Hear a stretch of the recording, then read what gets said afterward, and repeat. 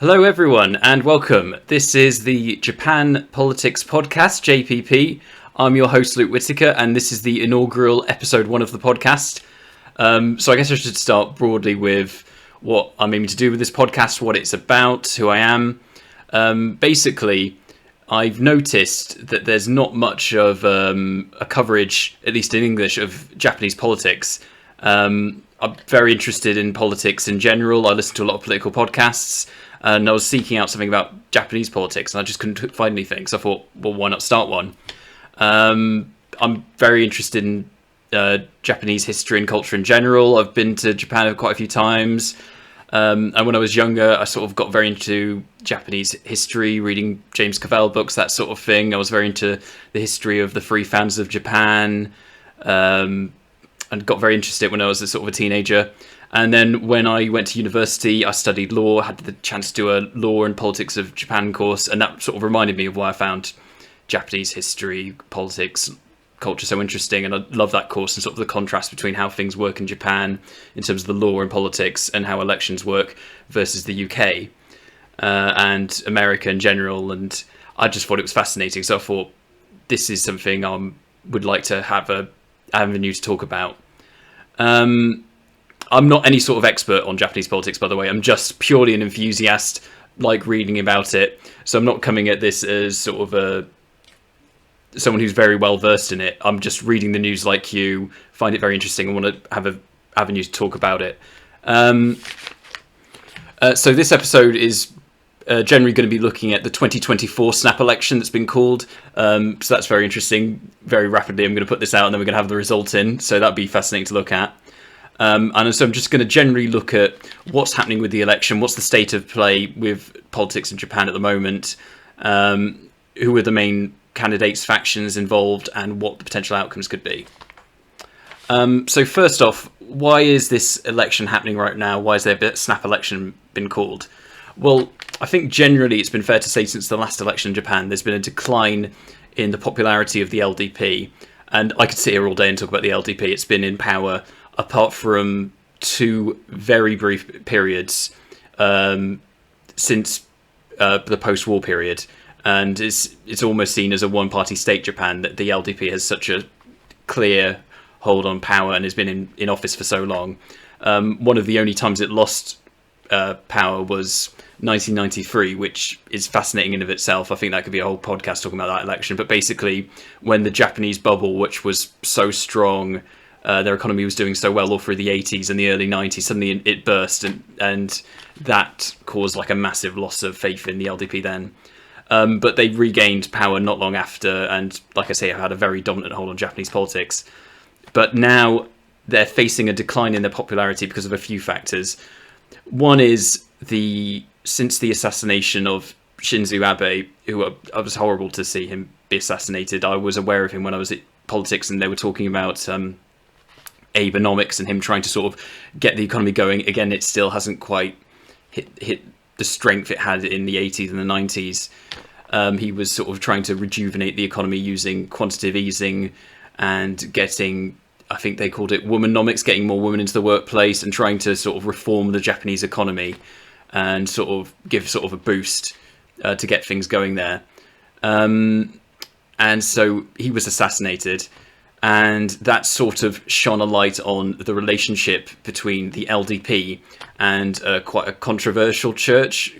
And essentially, the reason the assassin of Abe cited for one of the reasons he said he was dissatisfied and targeted Abe was his mother, I believed, donated something in like over $600,000 in American money equivalent, and he blamed that for the state of his family's finances, and because Abe, he viewed him as a supporter of the church or having ties to them, he took that resentment out on him wrongly to assassinate him, obviously, and so that sort of horrific incident has drawn attention on sort of the ties between the LDP. I believe broadly some politicians have spoken out in favour, some have like links with sort of the members of the church, and have spoken in favour of it in the past, and so those members of the LDP who've done that have faced scrutiny in the wake of this scandal. The fact that the major governing party of Japan is so closely affiliated with it has had some backlash, and that's now come to light in the last few years, and that's negatively impacted on the LDP.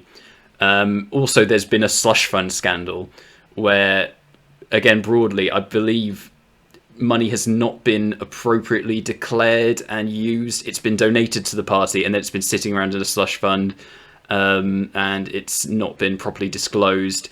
And there's been questions as to how that money's been used. So there's been a bit of you can read more depth about this, but there's been a general controversy about the use of that money, which has led to this decline in the LDP's popularity. So because of this scandal, the previous Prime Minister of Japan resigned. We've now had a runoff election in Japan. I'm just going to briefly go into that and look at the different candidates. But broadly, it's sort of quite similar a system to what the Conservative Party have in the UK. Or I suppose you could compare it to the primaries in the US, although we didn't really have much of a primary in the US. It was sort of Donald Trump got in very easily without much of a challenge from the governor of Florida. And then Joe Biden didn't really face a primary challenge this year. But it's similar to the UK, I believe, where sort of once the leader of the LDP stepped down, it's very much up to the potential candidates to get support from individual politicians. And that's how validity of your candidacy is decided. And that's how the voting takes place. And it's sort of decided within the elected members of the LDP. Members of the Diet will lend their support to particular candidates, and there'll be runoff rounds where those potential candidates will be chosen based on the amount of support they can draw from their own party members. So in the runoff, it started initially with 9 candidates, but then it was whistled down to a final 3 based on the number of Diet members they were able to get to support them. And so the 3 leading candidates were Ishiba, Takeshi, and Kozumi. Now, in the initial runoff, Takeshi was the leading candidate. She's not from a political family, which many Japanese politicians are. There's sort of a legacy of many of the most prominent politicians in Japan being the sons of former politicians or daughters of former politicians, and there being a sort of a strong political legacy there. However, she wasn't. She's not from a political family, and she worked in the USA as a political aide, and she's sort of seen as being on the further right of the party, generally. And so she sort of was the initial leading candidate. But what happened was, in the runoff between herself, and I believe she would have been the first female leader of Japan, Ishiba and Kozumi, although she had the first lead, Kozumi then was eliminated of the 3. He got the least votes, I believe. And he's worth mentioning, he's the son of a former PM. He's also a very young, I believe he's about 41 years old. So he would have been, if he'd won the election, the youngest leader of Japan since the post-war period. And so it's easy to imagine that he'll be back and he'll come again potentially as a leader, given his youth and the fact that he's now, unlike Takeshi, who went on to lose, he's shown he's willing to work with Ishiba, who won the election in the runoff. So what I believe happened was Kozumi is sort of the centre-right, and so because Takeshi had quite a narrow lead, people on his side of the argument felt more comfortable with Ishiba, who's again sort of on the centre-right.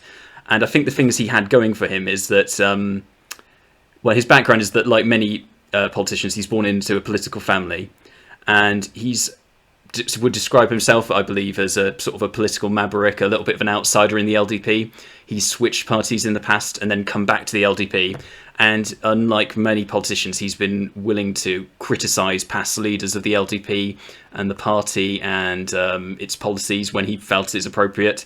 And so he's a little bit of an outsider in that sense, and he's willing to talk the tough, say the tough things and criticise the party. And I think given the party's sort of low in the polls, is suffering a bit of a legitimacy crisis, and the fact that he's willing to criticise it in the past, he's not too close to previous administrations, so he's not tainted as much by that. I think sort of people liked the idea that he's familiar, he's run for the party this is his fifth attempt, I believe. But he's familiar, but not too familiar. He's a little bit of an outsider, and also, like I say, he's of the centre right. So the eliminated supporters of Kazumi, I believe, were sort of more prone to fall behind him rather than Takeichi, who's seen as sort of on the further right hand of the party. So Ishiba's now in office, and now he's immediately done a move similar to what Macron did in France, where he's taken a look at the situation and said, I'm going to call a snap election. And similar to what happened in Scotland with the SNP. Unlike those two, though, he's, like I say, he's very early in on his term.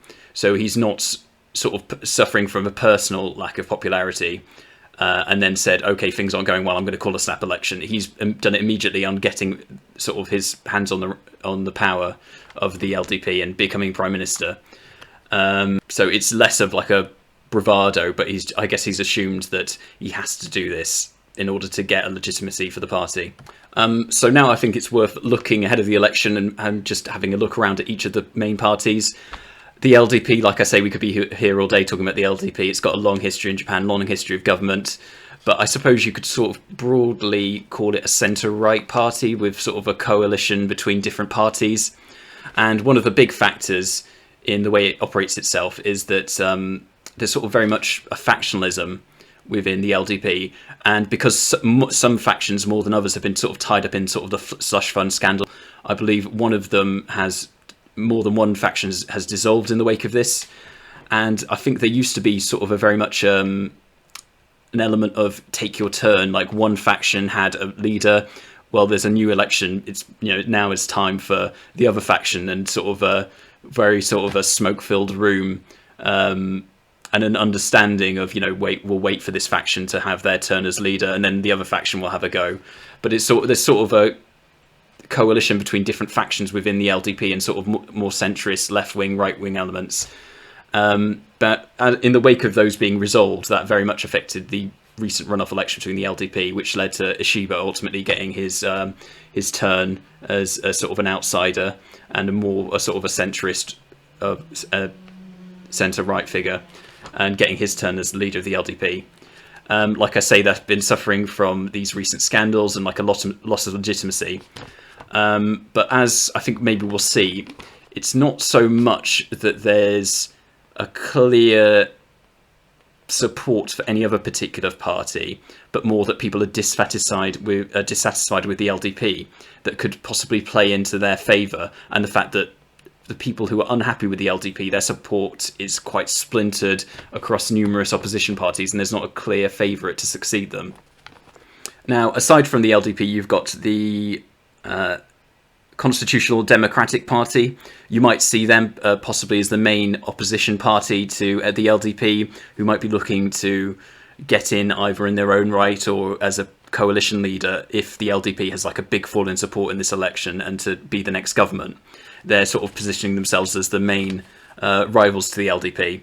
Now, in the past, you'd think of them as more to the left of the LDP, but I think they've moved slightly more into the centre to position themselves as sort of a centrist opposition to the LDP, and very much parking their tanks on the LDP's lawn, saying they're in trouble, they're losing legitimacy. Let's see if we can take their place as sort of a centrist main opposition. That has had some pitfalls, though, because I believe there's been an understanding in the past of where they'd work with other parties, like, for example, the Communist Party, and sort of electorally cooperate, and people maybe might lend them their vote in certain areas, say, well, they're perhaps not my preferred party, but they're on the left, so I'll vote for them, and all that sort of thing. So moving into the centre, like I say, they're moving themselves to more closer to the LDP, but not the LDP, to oppose them, but perhaps moving away could upset some of their past supporters. It could confuse where they are in the political spectrum a bit. So yeah, that sort of complicates how they might do in the election because of that. The next party is Ishin, and again, I'm going to have to apologise if I've mispronounced anything. Hopefully I'll get better with that over time. But the Ishin party, and they're a right-wing party, and they're broadly, from reading about them, they seem to be sort of in favour of, they're sort of on the right, but they're in favour of decentralisation and reform. I think they've perhaps been referred to as having libertarian leanings, maybe being more in favour of smaller government. And I think some of the things they support, although they are on the right, like I say, they want sort of to decentralise power a bit and have sort of smaller government, and to sort of reform areas like Japan's constitution, and to sort of assess the consensus of how the LDP rules Japan, and sort of assess the current consensus of how government in Japan's worked for such a long time, would broadly be their position. Next is the Komeito, which is a Buddhist party, and they are very interestingly aligned to the LDP. They've formed a coalition with them. I believe in the lower house, the LDP hasn't needed them to get votes through and have a clear majority, but in the upper house, they do need them. And perhaps, depending on the result of the election, might be more reliant on them than before. They're a Buddhist-aligned party, so they represent sort of more of humanist principles, and like I say, they're very much aligned with their traditions as being a Buddhist party. There's the Communist Party, which, like I say, is very self-explanatory. It's a communist party. It's the oldest party in Japan, and they believe in sort of socialist communist principles. So they're sort of on the further left, sort of left-wing populist party in Japan, and it'll be interesting to see how their support does, given the shift in the Constitutional Democratic Party, and given the drop in popularity of the LDP, sort of how that will play out. Next, you've got the Democratic Party for the People, which is sort of a centrist centre-right party, and I believe this party generally advocates democratic reform, and it just shows how important coalitions and past parties are in the history of Japan. This party was born of a merger with the Liberal Party, and they're sort of now a centrist party, maybe perhaps centre-right, but they've also led to sort of a split-off group, which is our next party, which is Reiwa. This was a splinter of the Liberal Party that didn't like the merger with the Democratic for the People Party, and this sort of reminds me a bit of the SDP in the UK and the Liberal Party which led to the Liberal Democrats, and now they've re-emerged as the SDP again. But that aside, they are again sort of a splinter party from those who didn't like the merger, and they're led by an actor called Teru Yamamoto, and they're sort of a left-wing populist party essentially. So they've sort of moved in a different direction. They don't like sort of that more centrist direction of the Democratic Populist Party. Sorry, Democratic for the People Party. And broadly, you'd say, like I say, they're sort of a left-wing populist party, and they're sort of anti-establishment.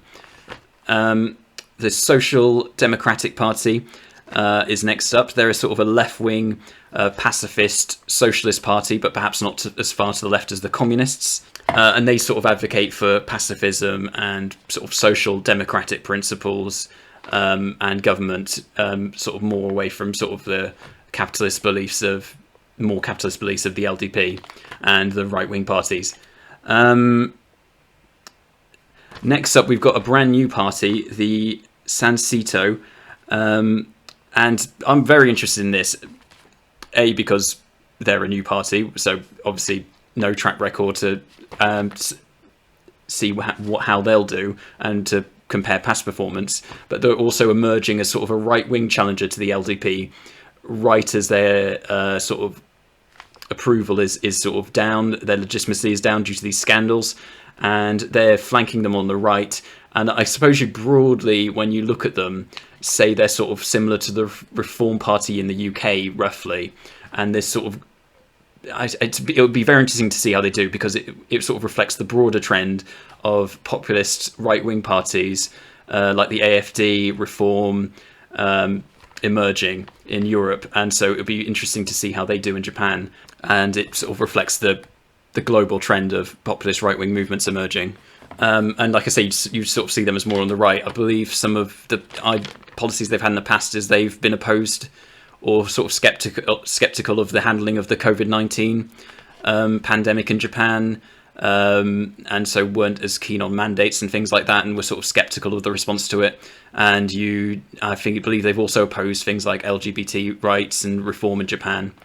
So yeah, sort of aligned as sort of a right-wing traditionalist party there, and flanking LDP on the right. So apologies for the very brief overview of each party, but just to give you sort of an idea of what each one's about, and hopefully from that you get a sense of just how many opposition parties there are, and how it's a spectrum, and how opposition to LDP might be splintered across those groups. And while you might see the Constitutional Democratic Party as the main one to watch, I think there's a lot of interesting stories there. And I think it'll be very interesting how much the LDP support declines, given they're traditionally seen as the main party of government. They're sort of seen as the only party that's got a real track record of governing and getting a handle on Japanese bureaucracy and getting things moving. And the only party with a track record in government that people can look at. So it'll be interesting to see how much their support declines, whether people are unhappy with how they've been acting at the moment, but they might lend them their vote again, given they're not quite sure of what the alternative will be. And if it does decline, how much will it decline? Where will it go? My hunch, and like I say, I'm very much just an enthusiastic, interested party in Japanese politics. I'm no expert. I think their vote will go down, but I find it hard to imagine them going out of power this time around. I think the LDP has a long track record of winning elections, and I think they'll probably emerge as the biggest party, albeit diminished in terms of the number of votes, and I could see them potentially needing another coalition partner, possibly again with Komeito or possibly another party, and being possibly more reliant on them. But I think it's likely the LDP will lose support but remain in government, is just my hunch. But I'll be fascinated to see what happens next week with that. So yeah, thank you very much for paying attention through that. I'm going to round out now with a podcast segment I'm starting called Any Other Business, and maybe someone can suggest a better name for this, but broadly what I'm thinking is something current that's happening in Japan or Japanese related, but not to do with politics. And so I'd like to talk about Ao Tanaka, the Leeds United player. I'm a Leeds United fan, and we've seen previously players come to Leeds from Japan. Yuzuki Ideguchi come, and I was very excited to sort of see what might happen there. Like I say, I'm interested in Japanese culture, so I thought it'd be fun to see a Japanese player playing for Leeds. But very interestingly, he never really got a shot in the first team of Leeds, and we ended up loaning him out, I believe, to Spain and Germany, and then sold him on after 2 years. So we never got to see this initial Japanese signing play for Leeds, and we basically spent a transfer fee to sort of send him out on a tour around Europe. Although happily he ended up at Celtic, I think, under Ange Postecoglou, so at least he's found success there, and I'm glad he got another move after that and another chance to play in Europe on sort of a successful team in Celtic under Ange. I think they did quite well, won the title there. But we've now signed Ao Tanaka for £3 million, and it seems like a bargain. He's putting in some great performances. I saw him play versus Cardiff, and it was just so great to see him. I think I only got to see him for 3 minutes, but I think he got more touches than all of the Cardiff players combined, or successful passes, I think.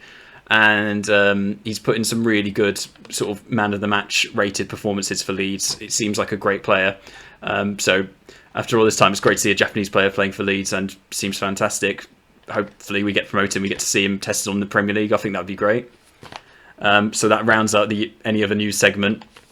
But yeah, that sort of rounds out the first episode of the podcast, guys. Thank you so much for listening. Hopefully that gives you like a very brief overview of what's happening with the Japanese election, and it'd be good to check back in after the result and sort of look at that. And also I'm going to, as well as looking at current events, I'm going to try and cover sort of general topics in Japanese politics. Like, for example, it'd be good to look at past elections, and like the 1993 election, very interesting. Look at the history of different political parties in more depth. Issues like reforming the Constitution of Japan, militarization in Japan, freedom of speech, issues like that in Japan, and just sort of have a bit of a deep dive over time, as well as looking at current political events. So I hope you've enjoyed this. I hope you'll come back to listen in the future. And yeah, thank you so much for listening, everyone. And yeah, this has been Luke Whittaker, the Japanese Political Podcast, JPP. Sayonara, goodbye.